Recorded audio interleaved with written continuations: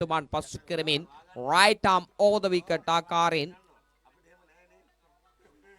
පායින දෙසින් පන්දුව යොමු කළේ ලකුණක් කරා ප්‍රතිකාර ආඩුගලේ පැතිමාරු කර ගන්නා විට ඒ පාද ලකුණක් ලිස්ටයි රණසිංහ විනිශ්චයකාරතුමන් සිය දකුණු පාදයට තට්ටුවක් දමා නිර්වාචික සංඥාව ලබා දුන්නේ. දැන් මුළු ලකුණු සංඛ්‍යාව ලකුණු 22යි ලකුණු පූර්ව දැන් 4000කට අධික ප්‍රේක්ෂක පිරිසක් CS live හරහා නවදගල ඊගල් චැලෙන්ජ් ට්‍රොෆි තරග මාලාව නරඹන වග දැන ගන්නට ලැබුණා. ඒ අතරතුර වේගය අඩාල කරමින් චේන්ජ් ඔෆ් ෆේස් ආකාරයෙන් පන්දුව යොමු කළේ තාමත් මැනවින් පන්දුවක් නිමා කළා නිලන්ත ක්‍රිකටාලෝලි හිතවතුනි කෙසේ වෙතත් නිලන්තගේ පන්දු වාරය තාමත් හොඳින් ඔහු යොමු කළා ක්‍රිකටාලෝලි හිතවතුනි.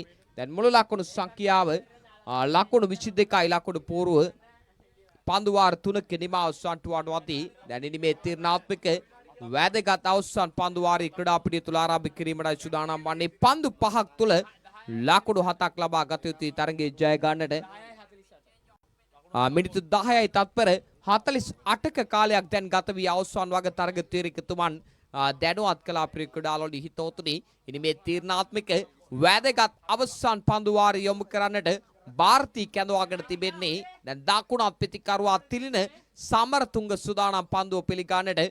පන්දු 5යි ලකුණු 7යි දැන් ඉලක්කයේ තරගයේ ජය ගන්නට වෙනස් බොලන්යෝ ක්‍රීඩකයන්ට ක්‍රීඩාලෝලි හිතවතුනි සූදානම් ಭಾರತಿ සීමාවේ සිට තීරණාත්මක පන්දු වාරයේ ප්‍රථම පන්දුව දැන් යොමු කිරීමටයි සූදානම් වන්නේ. දකුණතින්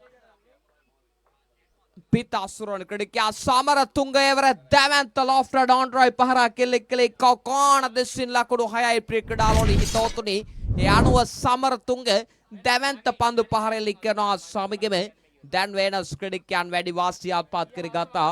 තවත් එක් ලකුණක අවශ්‍යතාවයක් තිබෙන්නේ වෙනස් බලන්යෝ ක්‍රීඩකයන්ට මේ තීරණාත්මක තරගයේ ජය ගන්නට නම් ක්‍රීඩාලෝලි හිතවතුනි කෙසේ වෙතත් දැන් සූදානම් ಭಾರತಿ පන්දු රකින්න